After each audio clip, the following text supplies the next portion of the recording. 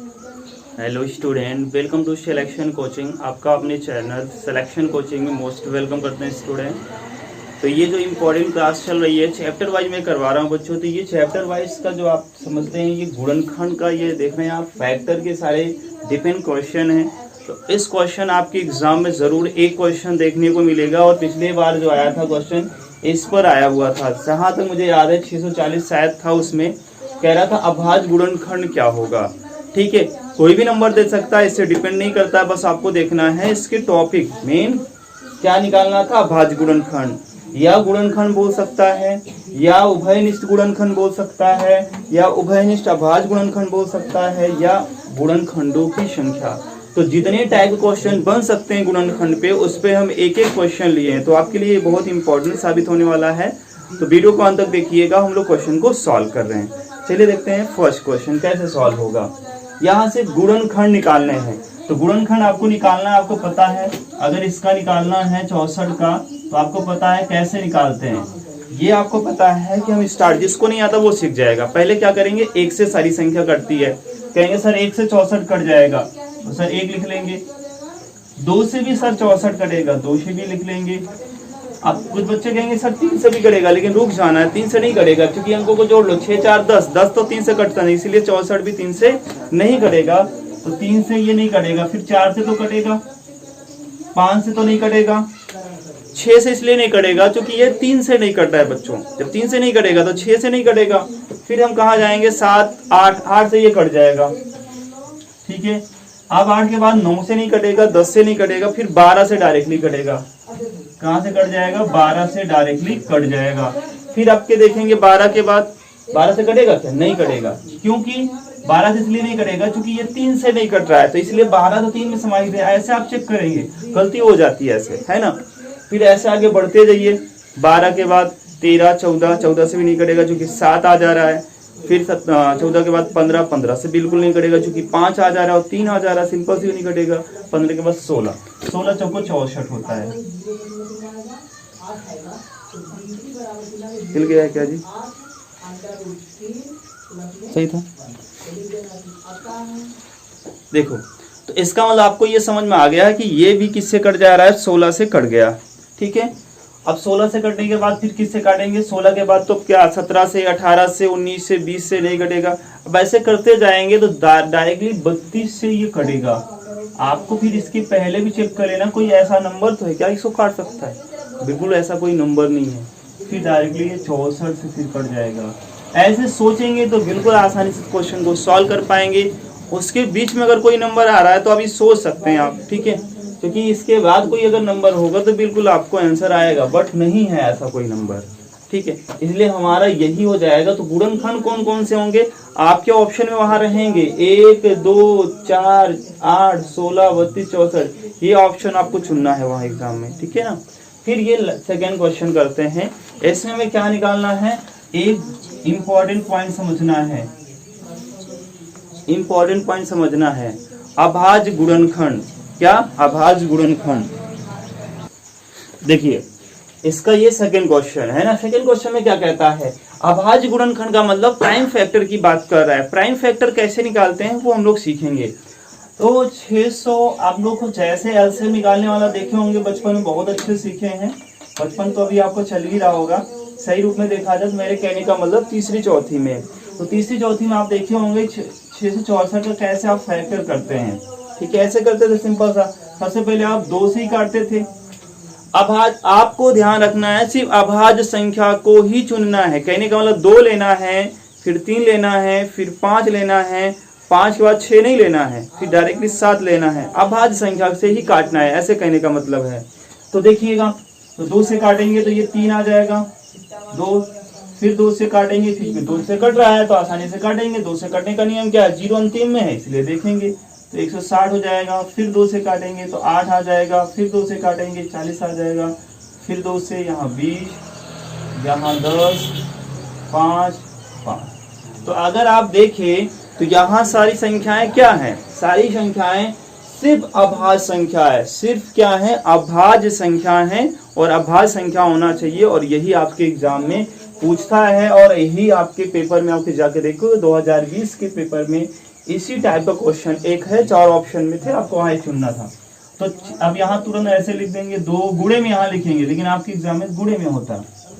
कोई जरूरत नहीं है आपको, सिर्फ नंबर देखने कितनी बार 6 आया, 2 आया है, 2 3 3 6 एक 7 बार आया है, तो 7 बार इसको 2 को लिख देना है, लेकिन गुणा लगा के चिन्ह, और एक बार 5, ये आपका आंसर हो जाता, ये क्या हो जाता आपका आंसर। तो आई होप आपको समझ में आया होगा। अगला क्वेश्चन बढ़ते हैं, तो जल्दी से नोट कर लीजिए जो लोग नोट नहीं किए हैं। हो गया नोट। चलिए बच्चों हम लोग थर्ड क्वेश्चन देखते हैं। यहाँ कुछ चीज आपको लिखा गया है, उभयनिष्ठ। जो भी इंग्लिश मीडियम वाले बच्चे अगर देख रहे हैं तो उनको मैं बता दूं, इसको बोलते हैं कॉमन फैक्टर। क्या बोलते हैं? Common factor. तो आपको क्या फाइंड करना है? कॉमन फैक्टर फाइंड करना है। ऐसा उभयनिष्ठ का मतलब होता है कॉमन, और सही रूप में इसको बोला जाए तो दोनों में मिले, मैच करे, इसको बोलेंगे जो दोनों में मिलेगा, जो मिलेगा उसी को हम बोल देंगे कॉमन। बट वो क्या होना चाहिए? दोनों का फैक्टर होना चाहिए, कहने का मतलब, ठीक है। अगर दोनों का फैक्टर है तो हो जाता। एक चीज और इसमें उभयनिष्ठ सही है, लिखे हैं इसको, ये भी आएगा क्वेश्चन। पहले इसको करते हैं, 45 का पहले गुणनखंड लिखो, फिर पहले 120 का फिर लिखो। तो 45 का अगर लिखना है तो आसान है तरीका लिखने का, सिंपल सा कहेंगे सर 1 से तो कटेगा, सब में 1 से कटेगा, इसमें भी 1 से, ये भी कटेगा। अगर दोनों को साथ में भी लिख सकते हैं, कोई दिक्कत नहीं है। फिर कहेंगे ये सर 2 से तो नहीं कटेगा, क्योंकि 2 के पहाड़े में तो 2 से क्यों नहीं कटेगा? क्योंकि कहेंगे 2 4 6 8 10 नहीं, सॉरी 0 नहीं है, इसलिए 2 से नहीं कटेगा। 3 से तो कटता है, 4 से नहीं कटेगा क्योंकि 2 से नहीं कट रहा था, ठीक है। 5 से तो कटेगा, बिल्कुल कटेगा, क्योंकि क्या है 5 है, 5 से भी कट जाएगा। 6 से नहीं कटेगा क्योंकि 2 से नहीं कटा। 7 से नहीं कटेगा, 8 से नहीं कटेगा, 9 से नहीं कटेगा, 9 से कटेगा, 9 से कटेगा क्योंकि 9 5 45 होता है, ठीक है। 9 के बाद 10 से, 11 से, 12 से, 13 से, 14 से नहीं कटेगा, फिर 15 से कटेगा। तुरंत ऐसे चेक कर लिया करो, 15 के बाद तो फिर डायरेक्टली 45 से ही कटेगा। तो आपको इतना ध्यान देना है। अब इसमें देखो, 1 से कटेगा, ये 2 से भी कटेगा, 3 से भी कटेगा, 4 से भी कटेगा, 5 से भी कटेगा, लगातार भी कट रहा है। 6 से भी कटेगा, 7 से नहीं कटेगा, 8 से कटेगा, 15 8 120 होता है, तो 8 से तो कट रहा है। 9 से नहीं कटेगा, ठीक है। 10 से तो कटेगा, फिर डायरेक्टली 15 से कटेगा, हाँ 12 से भी कटेगा क्योंकि 12 दाम 120। 12 के बाद 13 से नहीं कटेगा, 14 से नहीं कटेगा, लेकिन 15 से कटेगा, 20 से भी कटेगा, 24 से भी कटेगा, फिर डायरेक्टली हम लोग 30 से काटेंगे क्योंकि इसके पहले और कोई इसको नहीं काट सकता। 30 के बाद 40 से, 40 के बाद 120, ये आपकी कट जाएंगे, ठीक है। 60, अच्छा 60 भी छूट, अरे देख लो जल्दी में ऐसे होता है, 60 तो छूट गया ना, 60 तो 120 होता है। बस इतने नंबर हैं, ठीक है ना, इतने नंबर हैं आपके पास जो किससे कटने वाले हैं। 40 तो लिखना ही पड़ेगा ना।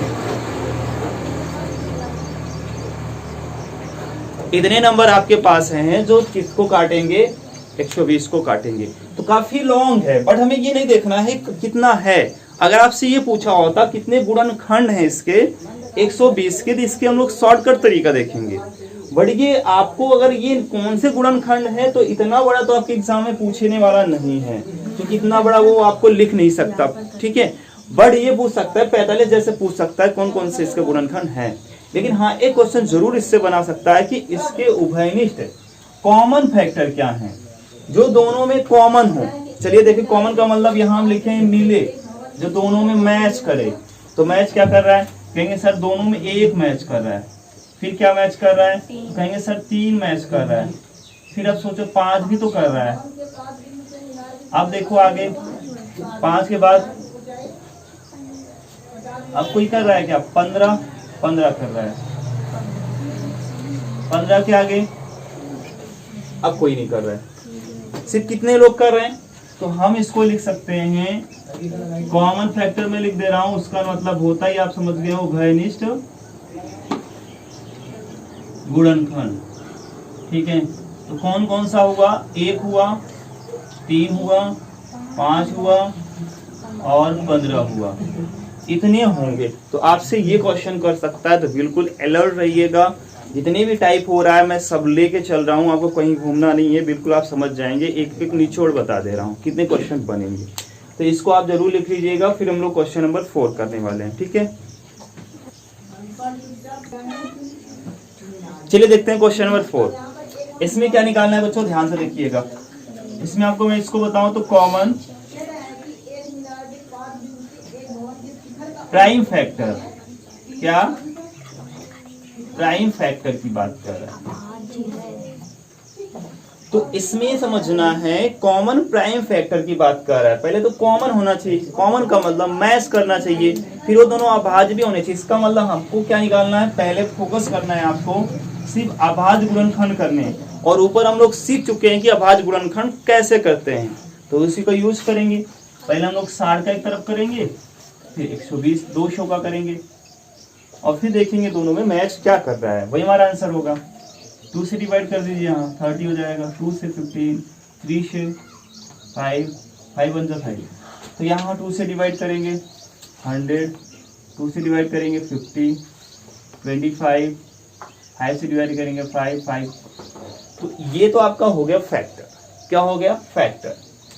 तो आप देखेंगे फैक्टर अगर लिखेंगे, जैसे मैं यहाँ लिख रहा हूँ, इधर देखिएगा 60 का प्राइम फैक्टर मैं लिख रहा हूँ, तो 2 2 3 5, और 200 का लिख रहा हूँ 2 इंटू 2 इंटू 2 इंटू 5 इंटू 5। फिर हम आपको बता रहे हैं जो दोनों में कॉमन है, कॉमन का मतलब जो दोनों में मैच करेगा वही आंसर होगा। तो मैच क्या कर रहा है, सब कहेंगे ये भी मैच कर रहा है, सर ये भी तो मैच कर रहा है। तो 3 तो मैच नहीं कर रहा है, दोनों में 3 नहीं है, एक में है ऊपर वाले बट इसमें नहीं, तो इसलिए मैच नहीं कर रहा है। 5 है तो सिर्फ इतने मैच कर रहे हैं, तो कॉमन फैक्टर क्या हो जाएगा आपका, कॉमन प्राइम फैक्टर उभयनिष्ठ अभाज्य गुणनखंड इसके क्या हो जाएंगे, 2, 2, 5, सिर्फ इतने होंगे, ठीक है। आई होप आपको ये भी समझ में आगे होगा। ये भी क्वेश्चन हम लोग फिनिश कर लिए हैं। फिर लास्ट क्वेश्चन बढ़ते हैं इस टाइप के क्वेश्चन में। चलिए ये लास्ट क्वेश्चन करते हैं। 120 है, 120 के गुणनखंडों की संख्या क्या होगी। तो हमें क्या करना है, इसके नंबर ऑफ फैक्टर फाइंड करने। अगर नंबर ऑफ फैक्टर फाइंड करना है तो कैसे करेंगे वो समझिएगा। पहले सिंपल सा है कि हम इसको इस तरीके से ना करके, चूंकि यहाँ पे अगर हमसे ये पूछा होता कि इसके अभाज्य गुणनखंडों की संख्या कितनी है, तब तो आपको ये करना पड़ता, पर यहाँ अभाज्य नहीं बात किया है। ध्यान रखना, जब अभाज्य लगा होगा तो सिर्फ आपको इस तरीके से ही करना है। समझ में आ गया। तो अब हम लोग देखेंगे अभाज्य नहीं लगा है तो इसको इस तरीके से करेंगे। 120 का फिर निकालेंगे, सर ये किससे किससे कटेगा, 1 से सर कटेगा, सर 2 से भी कट जाएगा, 3 से भी कट जाएगा, शायद इसको किए थे ना, 4 से भी कट जाएगा, 5 से भी कट जाएगा, 6 से भी कट जाएगा, 8 से भी कट जाएगा, 10, 12, 20, इधर और लिख दे रहा हूँ, 20 के बाद क्या आएगा, 24 भी आएगा, जल्दी नहीं करना है, 24 भी आता है, 24 पंची 120 होता है। 25 से कटेगा, 25 से तो नहीं कटेगा, 26, 27, 28, 30 से कट जाएगा, 40 से कट जाएगा, इतने इसके नंबर हैं। तो नंबर ऑफ फैक्टर आप गिन लीजिए पहले, 4, 4 8, 3 11, 3 14, 2 16, ये 16 आ रहे हैं।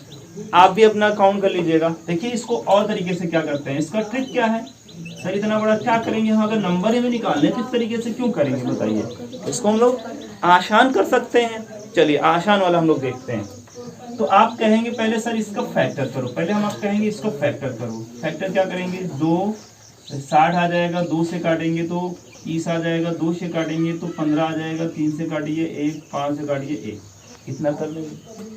अगर हम लोग गलत इसको किए होंगे तो हो सकता है यहाँ से क्लियर हो जाएगा। देखिएगा 2 की घात कितना लग जाएगा सर, 3 लग जाएगा, फिर वो लगेगा। देखो 2 कितनी बार आया है, 3 बार आया, 3 कितनी बार आया है, 1 बार आया है। अब इसका रूल क्या होता है, इसके रूल में बना लेंगे तो क्या करेंगे शॉर्टकट में ये करना है कि इसकी घात कितनी है, घात कितनी है 3 है, 3 में एक जोड़ लीजिएगा, सब में एक एक घात में जोड़ लीजिएगा, सबका गुणा कर दीजिएगा, एक में जोड़ दीजिएगा, फिर दूसरे वाले में क्या, थर्ड वाले में एक है। अब देखिएगा ये कितना हो जाएगा 4 और ये कितना हो जाएगा 2, ये कितना हो जाएगा 2, हो गया नहीं हो गया। तो 4 दूनी 8 दूनी 16 और ये 16 आ गया। क्या ये भी 16 हो रहा है? अगर हो रहा है तो राइट है, हम लोग अभी गिने भी थे 3 4 4 8 7 3 12 है ना, एक 4 4 8 3 11 और 11 3 14 2 16। तो हम लोग वहां से भी फाइंड कर लिए थे और यहाँ से बहुत ही शॉर्टकट कर लिए। तो आपको जब number of factor he find करना तो ये ड्रामा नहीं करना है क्योंकि टाइम ले लेगा, और ये आपको डायरेक्टली कर लेना है, ठीक है। तो ये था क्वेश्चन आपके, ध्यान रखना है। अभाज्य गुणनखंड भी बोल सकता है, तो अभाज्य गुणनखंडों की जब संख्या बोलेगा तो सिर्फ ये वाला करना है, और अभाज्य गुणनखंड की संख्या अगर आपसे बोलता है, अभी उस पर हम लोग आने वाले हैं, इस फॉर्म में देगा और आपसे अभाज्य गुणनखंडों की संख्या पूछेगा। तो जल्दी से करिए, एक दो टाइप और बताते हैं, जल्दी से करो। हो गया? तो देखते हैं बच्चों, ये लास्ट क्वेश्चन होगा, मतलब फैक्टर पे लास्ट क्वेश्चन होगा। तो ये जो क्वेश्चन है आपके बुक में जरूर ऐसे क्वेश्चन होंगे, इतना मैं समझ रहा हूँ कि होंगे जरूर, क्योंकि आर्यन बुक में ऐसे क्वेश्चन है। तो कैसे निकालते हैं, देखिए क्या पूछा आपसे, अभाज्य गुणनखंडों की संख्या। अभाज्य गुणनखंडों की संख्या कैसे निकालते हैं? तो पहले तो देखो क्या सभी आधार, जैसे आप देखिए क्या करिए, तो क्या इसके जो बेस हैं, नीचे वाले को बेस बोलते हैं और ऊपर वाले को क्या बोलते हैं, घात, ठीक है, यह एक्सपोनेंट, ठीक है। तो अगर इसकी हम लोग जनरली पावर भी बोल देते हैं, क्लियर, वैसे तो एक्सपोनेंट या घातांक बोलते हैं। तो यहाँ 4 की घात क्या है 5 है, और यहाँ 6 की घात 10 है, और यहाँ 2 की घात 8 है। पहले देखो क्या इसके जो आधार है, जो नीचे वाला है, क्या वो अभाज्य है? तो 4 अभाज्य तो होता नहीं है, 6 तो अभाज्य होता नहीं है, पर ये तो ऑलरेडी बना हुआ है, इसमें कोई भी काम नहीं करना है, बट इन दोनों में काम हमें करने हैं अभी। तो करिए, देखते हैं। तो क्या लिख सकते हैं, 4 को हम कितना लिख सकते हैं, इस 4 को हम लिख सकते हैं 2 गुणे में 2 और इसकी घात 5 है। यहाँ 6 को क्या लिख सकते हैं, अभाज्य के 2 गुणे 3 और यहाँ 10 और ये 8 ले 2 की घात 8 है, इतना कर लेंगे आप। और आपको पता है 2 की घात कितना कर लेंगे, यहाँ 2 की घात 2 और यहाँ हो जाएगा 5 और यहाँ हो जाएगा 2 की घात 10। ये देखिए, जिसको नहीं पता वो समझिएगा रूल। जब ब्रैकेट ओपन करते हैं ना, इसकी भी घात लगेगी और इसकी भी घात लगेगी, तो यहाँ 3 की घात भी क्या लग जाएगी 10 और यहाँ 2 की घात 8 ऑलरेडी है। तो यहाँ 2 की घात कितनी हो जाएगी बताओ, 5 दूना 10। इन दोनों का गुणा हो जाता है, ऐसा हमेशा याद रखेंगे, गुणा हो जाएगा, जुड़े उड़ेगा नहीं। 5 दूना 10 हो जाएगा, क्लियर। अब यहाँ 2 की घात 10 है और ये 2 की घात 8 भी है, इधर एक तरफ लिख लो, और गुणे में 3 की घातें।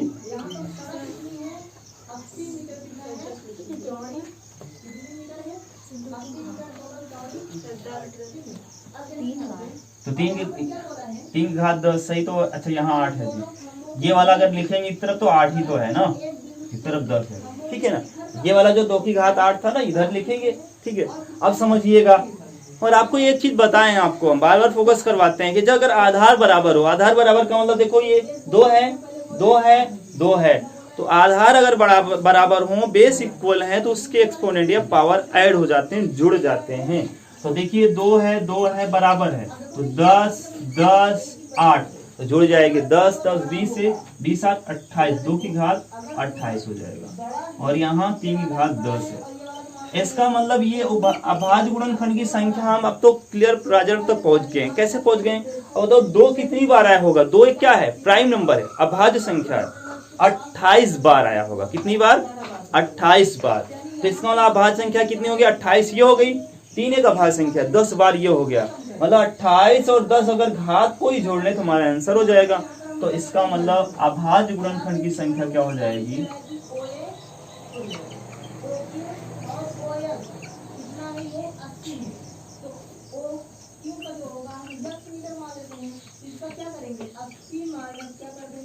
ठीक है।